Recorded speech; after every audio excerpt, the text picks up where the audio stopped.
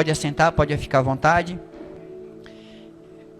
Queria aqui agradecer que hoje a gente tem aqui nossa irmã missionária Zenaide, que nos acolheu lá no Piauí, na cidade de Itaúeira, está nos visitando, seja bem-vinda. Ela dá um saudoso abraço lá no pastor Francisco, que também nos acolheu na igreja. E pastor Francisco, se estiver nos ouvindo pelas redes sociais, obrigado pela acolhida, receba o nosso abraço. Igreja Batista Nova Canaã, não é isso? Que nos acolheu lá, os irmãos lá nos abraçaram. Se sinta abraçado aqui também, a casa da irmã. A irmã está fazendo uma visita aqui em São Paulo para os seus familiares.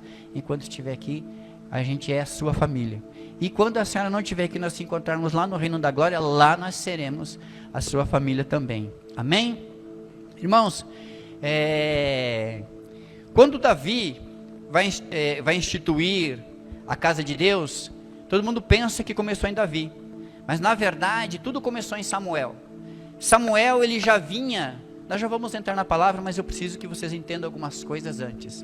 Samuel, ele já vinha organizando a família dos levitas. Ele também já vinha organizando por nomes e por famílias, quais seriam os levitas que iriam servir na casa de Deus. Antes de se formar o templo de Salomão, já existia a tenda da congregação, só que ela estava meio que esquecida pelo povo de Israel, devido às guerras, devido às bagunças, mas Samuel foi um dos que começou a organizar os levitas e o culto ao Senhor de novo, na tenda da congregação, antes de Davi tomar a decisão de trazer a Arca da Aliança para Jerusalém e tomar a decisão também de formar o templo, que depois nós vamos conhecer como o templo de Salomão. Então tudo começou em Samuel. Samuel também ele vai ungir depois Davi a rei, mas quando Davi vai se tornar rei, Samuel já não era mais vivo. Mas Davi ele teve acesso a todas as documentações de Samuel e as famílias dos levitas. Indescritivelmente, inegavelmente, a pessoa que ela instituiu o louvor à casa de Deus foi Davi. Ele era músico, ele louvava. Ele não só instituiu o louvor, ele trouxe coisas do elemento da adoração dele para o louvor, que muitos de nós não sabem hoje, mas praticam exatamente o que Davi praticava. Então, o louvor, especificamente o louvor, a música, quem trouxe para a adoração foi Davi. Foi justamente quando ele trouxe a Arca da Aliança para Jerusalém e consultou os levitas. Ele tinha essa ligação com os levitas, porém Davi não era levita, ele era da tribo de Judá. Mas ele sabia essa necessidade dessa ligação que tinha que se ter para a adoração ao Senhor, já que ele era músico. E quando ele traz a Arca da Aliança para Jerusalém, os levitas presenteiam ele com outros 3 levitas, Asaf, Emã e Jedutum, porque os príncipes dos levitas decidiram entregar os melhores músicos nas mãos de Davi, para que a arca fosse conduzida em louvores e adoração até Jerusalém.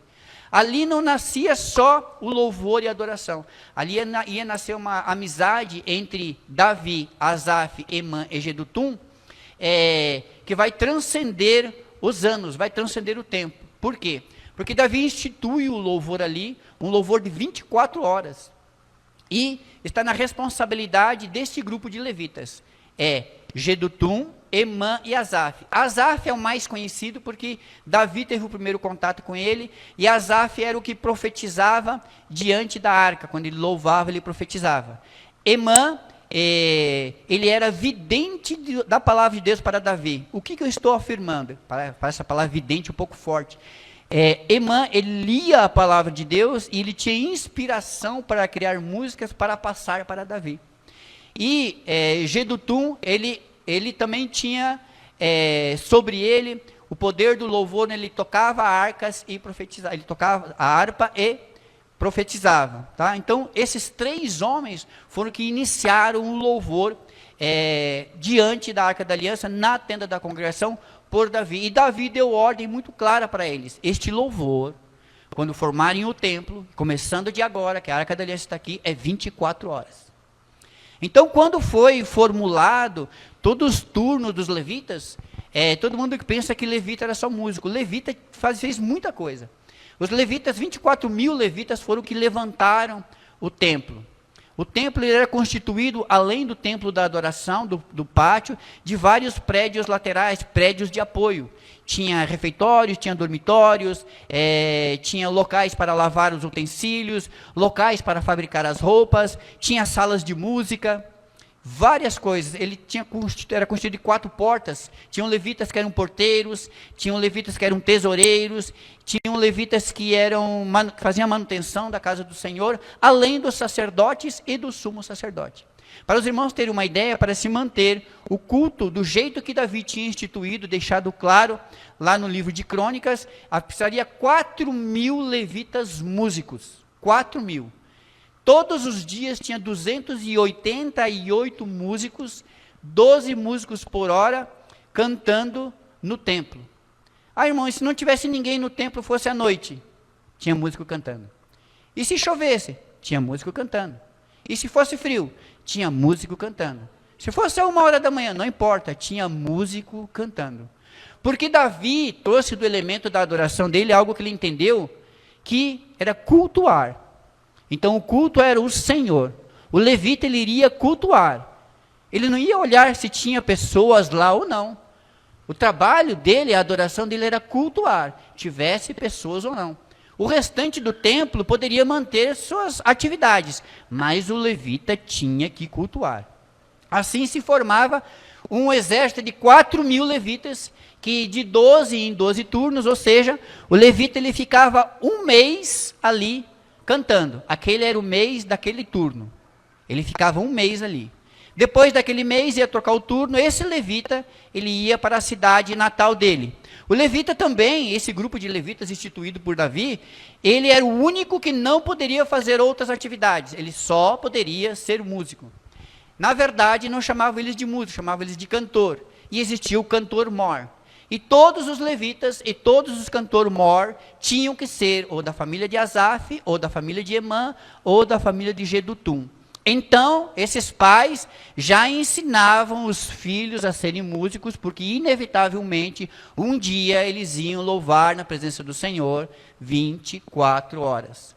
E aí, os irmãos falam assim, mas um louvor de 1 hora é rapidinho, porque eles não só louvavam, eles não só cantavam, eles também, como eu disse aqui, eles falavam profecias, eles liam salmos diante da arca e diante do povo, então passava-se 1 horinha rapidinho. Não.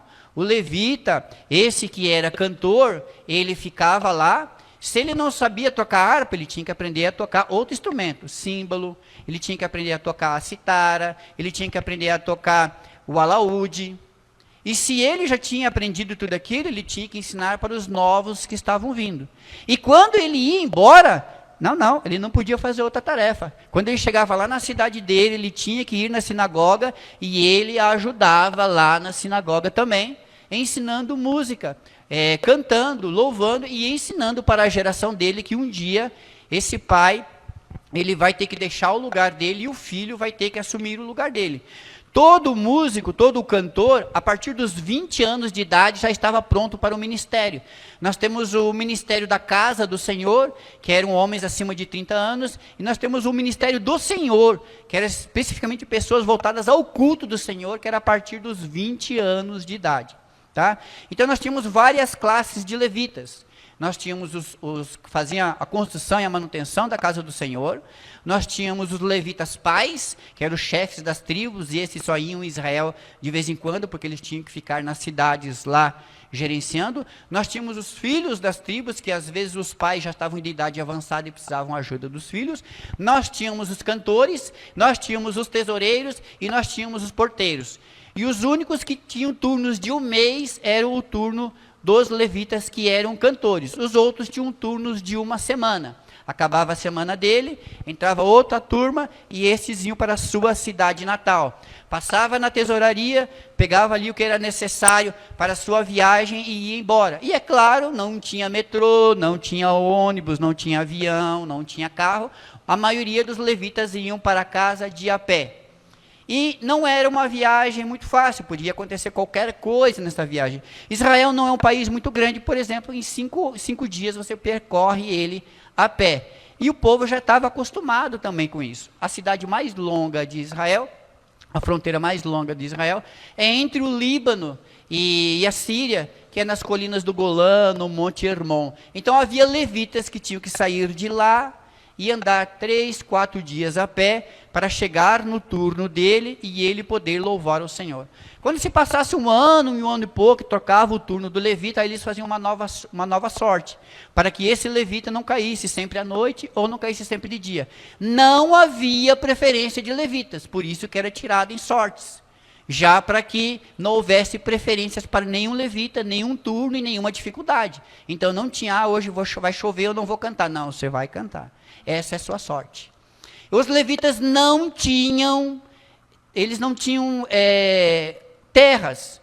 Cada cidade das tribos de Israel destinaram cidades para os levitas. Então eles não tinham terras.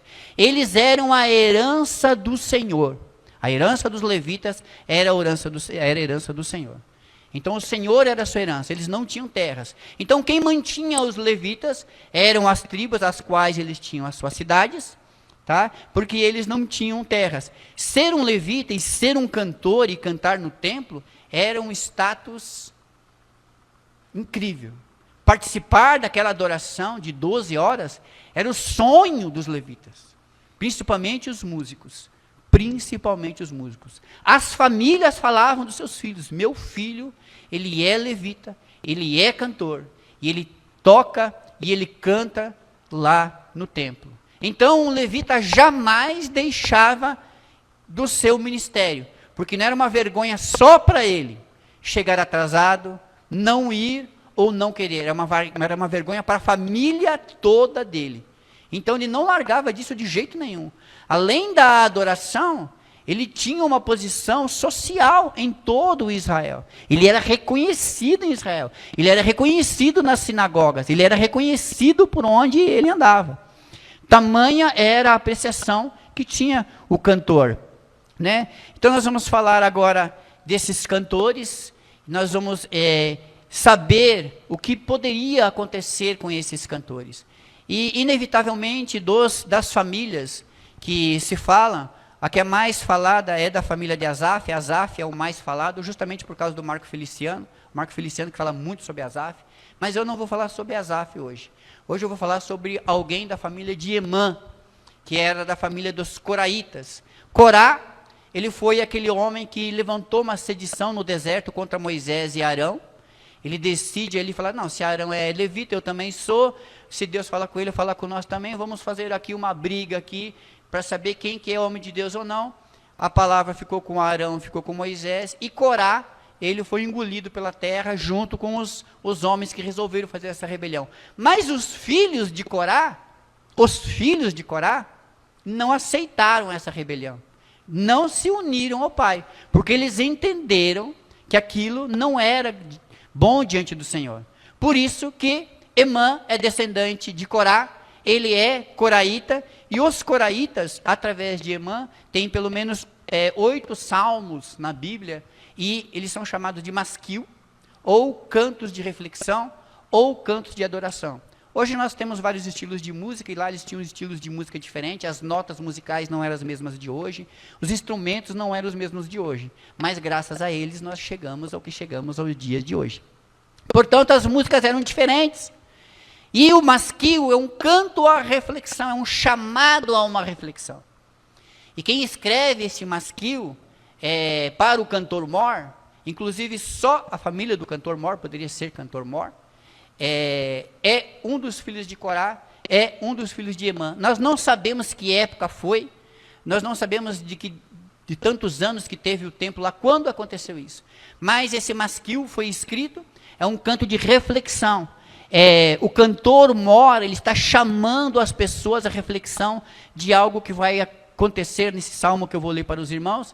É uma reflexão, está sob a responsabilidade dos coraitas, tá? Existem outros salmos, nem todos os salmos foram escritos por Davi, alguns foram escritos por Asaf, esse foi escrito aos filhos de Corá, masquil, o cantor mor, Salmo 42, os irmãos podem abrir, por gentileza.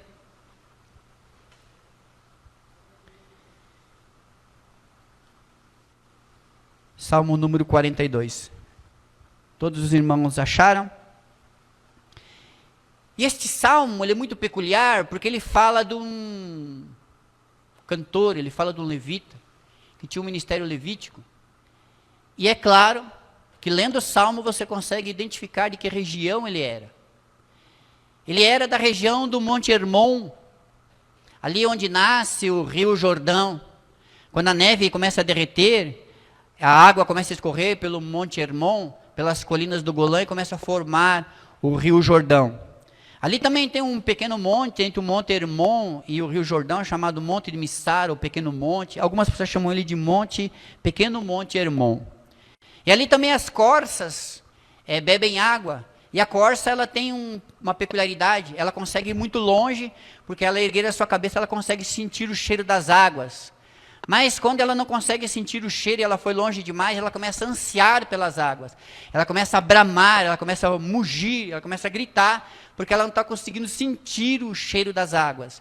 As corças hoje que estão lá, continuam até o dia de hoje por lá, claro, são descendentes desta época, são chamadas de corças europeias. Ela se propaga por Israel e também por toda a região da Europa. E ela tem essa peculiaridade de bramar pelas águas. As águas do Rio Jordão, elas também não são muito violentas, elas são águas, na maioria delas, calmas. Mas em alguns pontos tem cachoeira, inclusive o Mar da Galileia faz parte do complexo do Rio Jordão.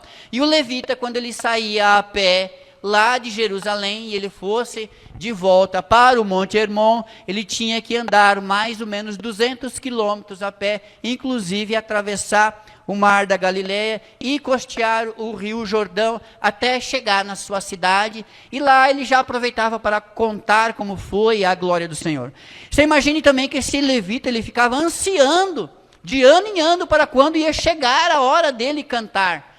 Porque toda vez que ele voltava, a comunidade recebia ele com festa também, porque ele trazia novidades, ele trazia as coisas que estavam acontecendo na capital.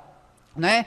E quando ele voltava para lá, ele ficava ansiando por voltar. Então ele chegava querendo ensinar e voltava querendo aprender. E os cantores mor, eles que recebiam dos levitas, e eles também eram os que faziam as músicas, né? Eles compunham as músicas para colocar nos salmos. Então os levitas cantores, eles eram muito unidos, eles compartilhavam o que acontecia nas viagens. Né? Está escrito assim: como suspira a corça pelas correntes das águas, assim por ti, ó Deus, suspira a minha alma. A minha alma tem sede de Deus, do Deus vivo. Quando irei e me verei perante a face de Deus. As minhas lágrimas têm sido o meu alimento de dia e de noite, enquanto me dizem continuamente: o teu Deus aonde está? Lembro-me destas coisas dentro de mim, se derrama a minha alma, e como passava eu com a multidão do povo e os guiava em procissão à casa de Deus, entre gritos de alegria e louvor, multidão em festa, porque estás abatida, ó minha alma, porque te perturbas dentro de mim. Espere em Deus, pois eu ainda o louvarei. Ele é o meu auxílio, Deus meu. Sinto abatida dentro de mim a minha alma. Lembro-me, portanto, de ti nas terras do Jordão, e no Monte Hermon, e no outeiro de Missar. Um abismo chama outro abismo, ao fragor das tuas catadupas, todas as tuas ondas e vagas passaram sobre mim. Contudo, ó Senhor, durante o dia me concede a sua misericórdia, e à noite comigo está o seu cântico, uma oração ao Deus da minha vida. Digo a Deus, minha rocha, por que te olvidaste de mim? Porque eu de andar lamentando sob a opressão dos meus inimigos, esmigalham-se os ossos quando os meus adversários me insultam, dizendo: aonde está o teu Deus? Porque está abatida, ó minha alma? Porque te perturbas dentro de mim? Espere em Deus, pois eu ainda o louvarei, a Ele meu auxílio e Deus meu. Amém? Os levitas se preparem, porque depois que eu trazer a palavra, vocês vão cantar. E eu vou orar pelos irmãos que estão aqui. Esse Salmo 42, que é um masquil aos filhos de Corá, ao cantor mor, ele expressa a viagem de um levita que ele já tinha conhecido a glória de Deus, ele já estava obedecendo todos os turnos que Davi tinha colocado, o templo já estava formado. Algumas pessoas dizem que isso é um salmo de Davi, não é possível que seja um salmo de Davi. Ele é um salmo, ele é um masquil ao cantor mor, o templo já estava formado, e ele tinha essa incumbência de, quando era o turno dele, de louvar ao Senhor. E também quando acabava o turno dele, nós vemos que ele era da região do Monte Hermon, ou da região dos Hermonitas. Então, pelo menos 200 quilômetros ele tinha que percorrer quando acabava o turno dele, para que ele pudesse voltar à sua cidade. E onde ele morava ali era a região da tribo de Manassés, e Manassés tinha cedido cidades para que os levitas morassem ali. Era a fronteira mais distante e a fronteira mais perigosa de Israel, até o dia de hoje é. Todos os combates que nós estamos vendo hoje entre o Líbano é acontecido nesta fronteira, nas colinas do Golã, onde faz fronteira com o Líbano, Síria e mais um pouquinho ao sul com a Jordânia. Então é uma região que sempre foi muito perigosa, era muito fácil os inimigos atravessar essas fronteiras, às vezes não para declarar guerra, mas para roubar o gado ou para saquear as cidades e voltar para as suas fronteiras. Mesmo em países hoje extremamente seguros, morar em qualquer fronteira é extremamente perigosa, porque nada impede de uma pessoa atravessar a fronteira para outra, fazer o que tem que fazer e voltar. Portanto, este levita morava numa das fronteiras mais perigosas de Israel. E todas as vezes que chegava o turno dele, ele tinha que fazer esta caminhada. Só que ele já tinha experimentado a glória de Deus, ele já era levita, ele já servia ao Senhor. Então ele já tinha visto a multidão em festa, ele já tinha visto o que Deus fazia, ele tinha visto como as pessoas oravam. Inclusive, ele era dos filhos de Emã, ele era coraíta. E os coraitas, eles têm, a Bíblia vai falar sobre a corneta, mas na verdade a gente sabe que é o shofar. Quando trocava as orações, era atribuição dos coraitas da tribo de Hermã, desses cantor mor, tocar o shofar e avisar que estavam mudando o turno ou chamar para a oração. Então cada coraíta, cada cantor, ele tinha a sua atribuição além daquilo que ele fazia diante do Senhor. Então, praticamente a vida dele dentro do templo ali era adoração o templo todo. Exceto os momentos que ele estava descansando ou trocando de roupa, ele estava sempre em trabalho. Afinal de contas, milhares e milhares de pessoas entravam no templo. Nos dias de festa, mais de 150 mil pessoas estavam em Jerusalém. A adoração, ela era constante, era de dia e de noite. Os porteiros ficavam de dia e de noite. Chegava a noite, eles fechavam as portas, só que aí os porteiros se tornavam guarda das portas. Então, inegavelmente, mesmo que o templo mudasse as suas atividades, os cantores não, eles ficavam cantando 24 horas, fizesse sol ou fizesse chuva. Se eles quisessem mudar, eles tinham que avisar antecipadamente o cantor mor, que era responsável por eles, e ele iria ter que colocar alguém que fosse da mesma família, da mesma atribuição, no lugar daquele levita. Agora, claro que eu falando assim parece muito bonito, mas você imagine quantos perigos esse homem tinha que passar para chegar até ali. Podia acontecer qualquer coisa. Ele poderia ser morto, ele poderia ser sequestrado, um animal poderia arrebatar ele, ele poderia ficar doente, ele poderia morrer na sua cidade natal. Só que a formulação que Davi fez para os levitas, eles tinham um contato onde todas as cidades também tinham juízes e tinham oficiais. Então eles se comunicavam entre eles. Então quando faltava alguém, o templo já sabia que na adoração iria faltar alguém, portanto também tinham levitas que ficavam esperando a vez dele. O certo é que a ordem de Davi teria que ser cumprida. Louvor 24 horas por dia diante da face do Senhor.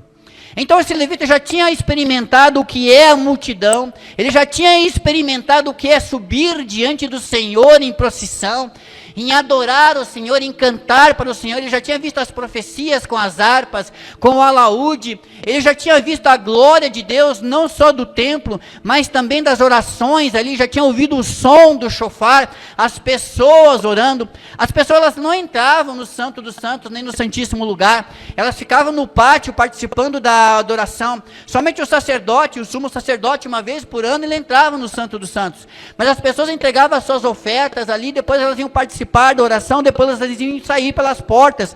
Era uma organização tremenda, não poderia de jeito nenhum, de forma alguma, essa organização falhar. E ali as pessoas também se preparavam antes para o louvor e adoração, elas tomavam banho de mikve, se preparavam. Inclusive os levitas, eles não podiam chegar para cantar sujos.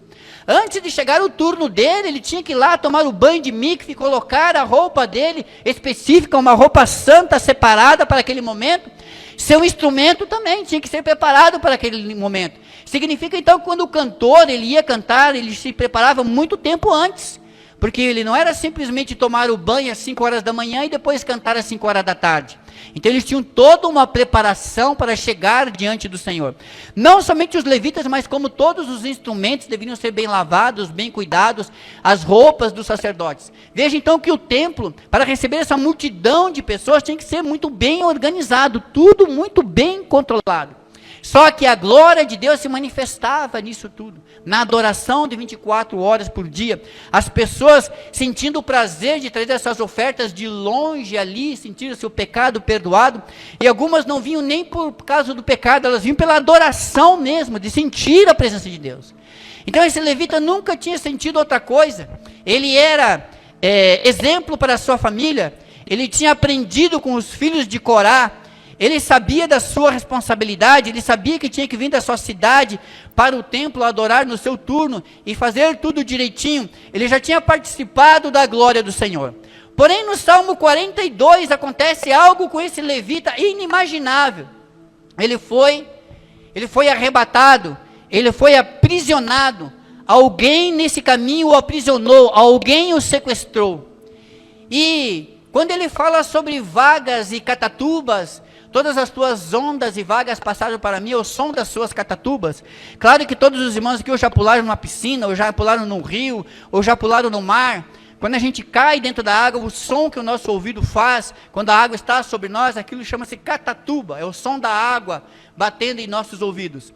E ele fala que ao fugir, ele pode ter caído no rio, ou ele pode já ter experimentado essa experiência, para ele saber relatar o que tinha acontecido.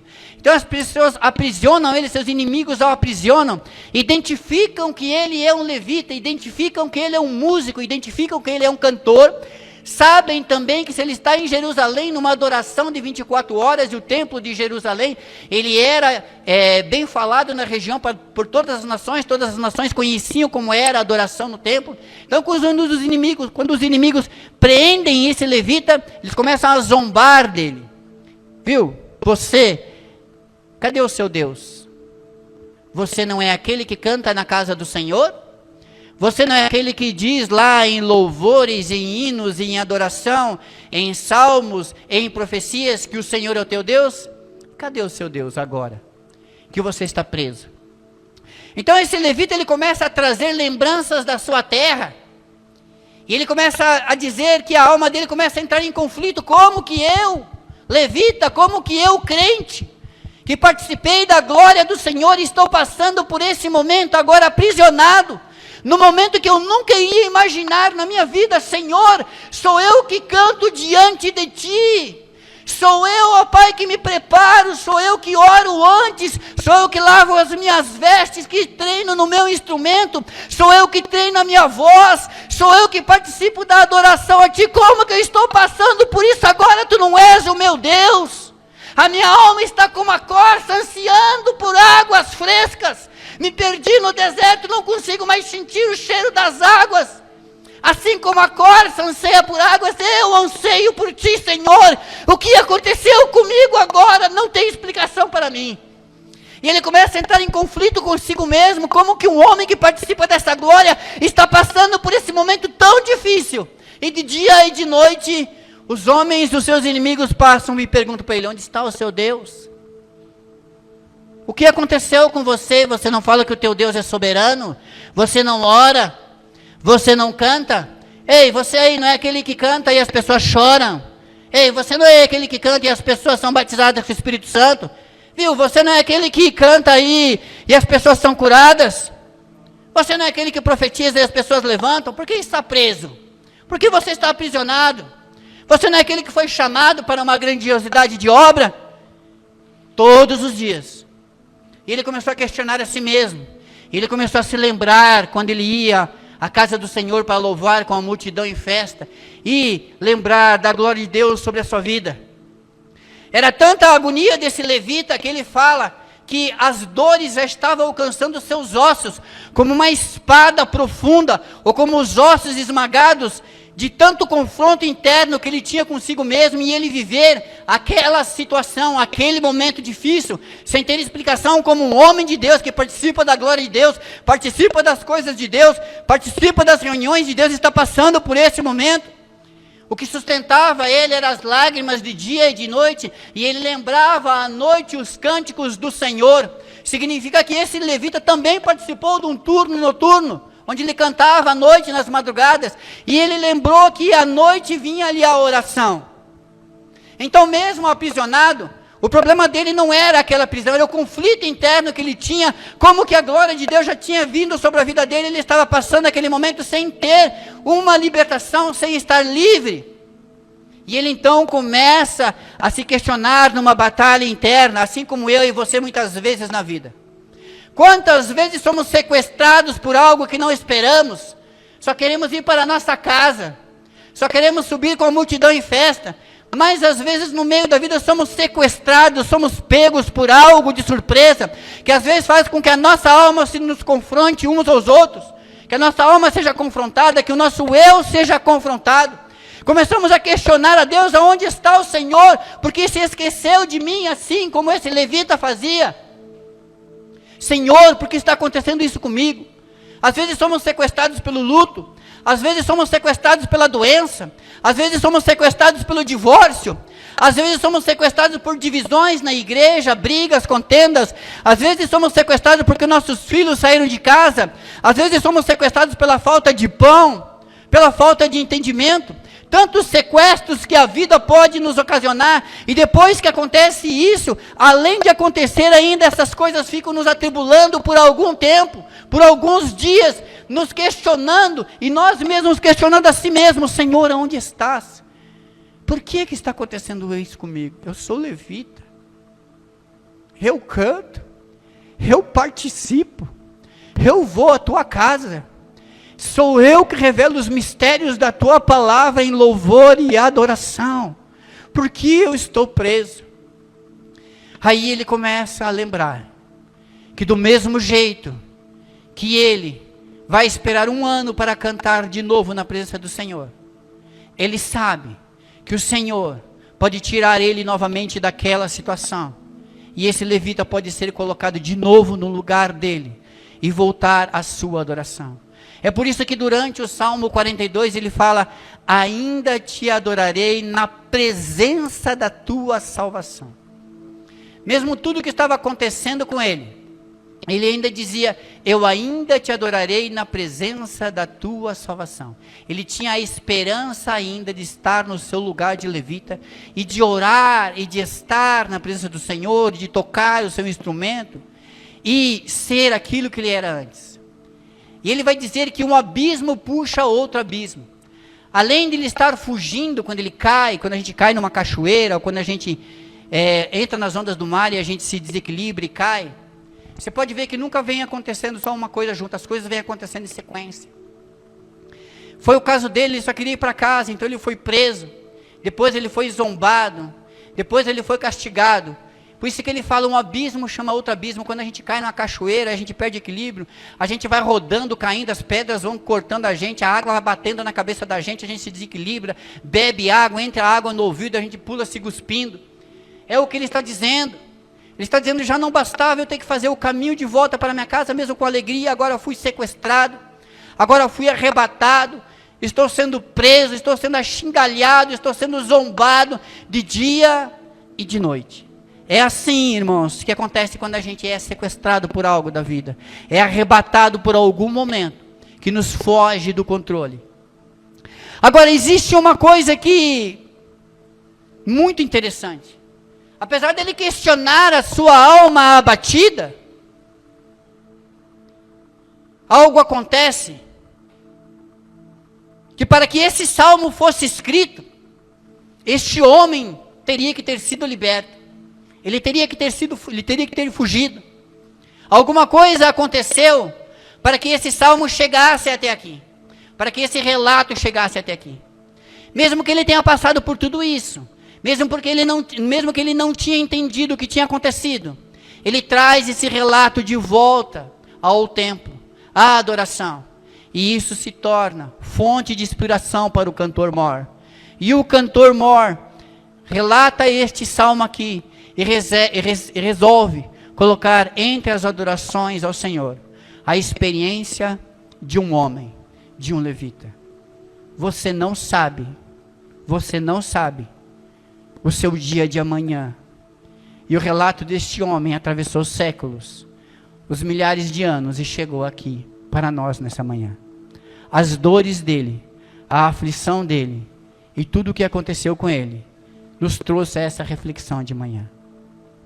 Mesmo as suas dores, mesmo as suas dificuldades, amanhã vão libertar alguém, vão ensinar alguém, vão mostrar algo para alguém, assim como esse levita mostrou para nós. Amém? Se coloquem em pé. Eu gostaria que os músicos cantassem uma música. Os que ficarem embaixo, eu vou orar por vocês. Enquanto eu oro pelos irmãos, os irmãos vão cantar. Senhor, essa é a tua palavra. O que eu peço, Senhor Jesus, é que tome a cada irmão que está aqui, cada um deles. Cada um tem a sua dificuldade, cada um tem o seu problema. Nem todos são cantores, mas todos estão na sua casa, multidão em festa. Nesta manhã, Senhor, cada um que está aqui, ele pode ter sido arrebatado por algo que está no seu íntimo, no seu secreto, no seu particular. Os sequestros que a vida nos proporciona, Pai, nós não temos controle. Mas certamente, Senhor, eu ainda te louvarei na presença da tua face. Assim como disse esse levita, ele ainda te louvou em tua presença, no templo da adoração, diante do Senhor, cumprindo o seu turno de dias, ó Pai, assim como tem sido todos os dias em nossa vida. Nesta manhã, Senhor, nos leva à reflexão deste momento, deste salmo, a entender que mesmo que as adversidades da vida venham nos alcançar, o Senhor é o nosso Deus, o Senhor é o nosso Rei, o Senhor é o nosso Salvador, e nós te louvaremos, Senhor, mesmo diante das adversidades da vida, ó Pai amado. Deus meu e Rei meu, nesta manhã, Senhor Jesus, eu te peço, toma os teus servos, ó Pai amado. Senhor Jesus, neste momento, Pai, toma o teu servo, ó Pai. Senhor Jesus, os anos de vida em tua presença, as dificuldades, ó Pai, e tudo que o teu servo passou, toma ele, ó Deus amado, olha para a vida do teu servo, e em nome do Senhor Jesus, eu determino bênçãos, sabedoria, entendimento e conhecimento, coração puro, ouvidos abertos, Senhor, para ti, para a tua obra e para o teu amor. Não só ele, mas a tua casa também, Senhor Jesus. Aleluia, Senhor Jesus. Meu Deus, tudo está tão difícil pra mim.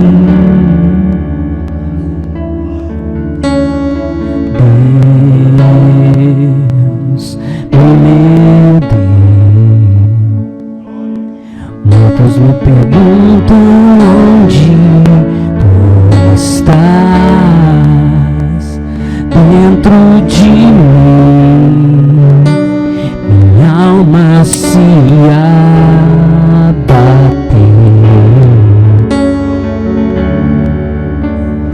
mas tua mão contudo me escondeu em tua presença, ó Deus. Quando eu chorar, vou me lembrar que até aqui tua mão me sustentou.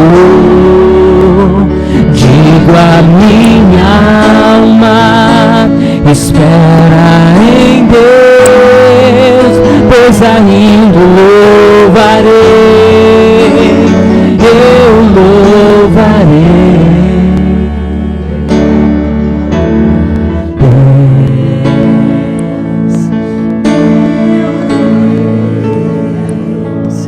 Tudo está tão difícil pra mim.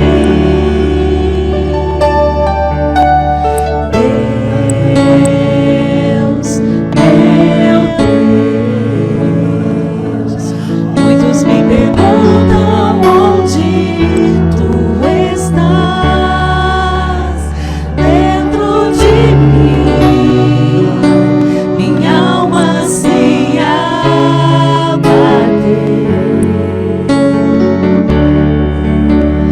mas tuas mãos com tudo me escondeu em tua presença, oh Deus.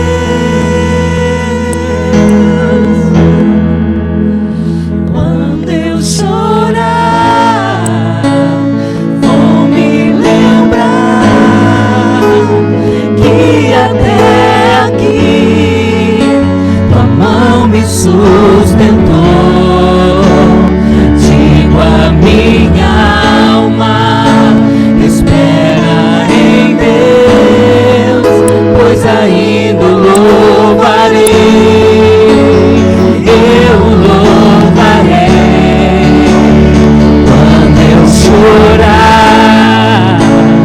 vou me lembrar que até aqui tua mão me sustentou.